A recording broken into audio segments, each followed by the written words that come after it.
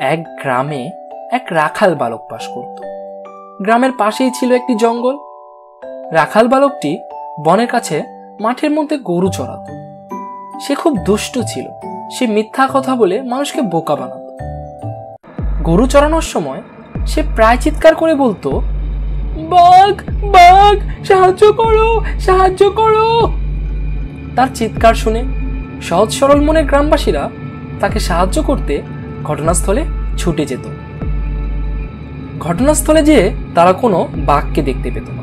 গ্রামবাসীরা তার কাছে পৌঁছানোর পর রাখাল বালকটি তাদেরকে দেখে হাসত এবং তাদের সাথে মজা করত। কই কই, বাঘ কোথায়, বাঘ কোথায়, আমাকে মেরে ফেললো, আমাকে মেরে ফেললো। এতে গ্রামবাসীরা রাখাল বালকটির প্রতি খুবই অসন্তুষ্ট হলো এবং তাকে এমন মজা করতে নিষেধ করল। কিন্তু একদিন সত্যিকারের বাঘ তার কাছে এসে একে একে তার ঘুরে মারতে শুরু করল। তারপর বাঘটিকে দেখে রাখাল বালকটি খুব ভয় পেয়ে গেল। সে আগের মতোই চিৎকার করে বলতে লাগলো, বাঘ বাঘ, সাহায্য করো, সাহায্য করো।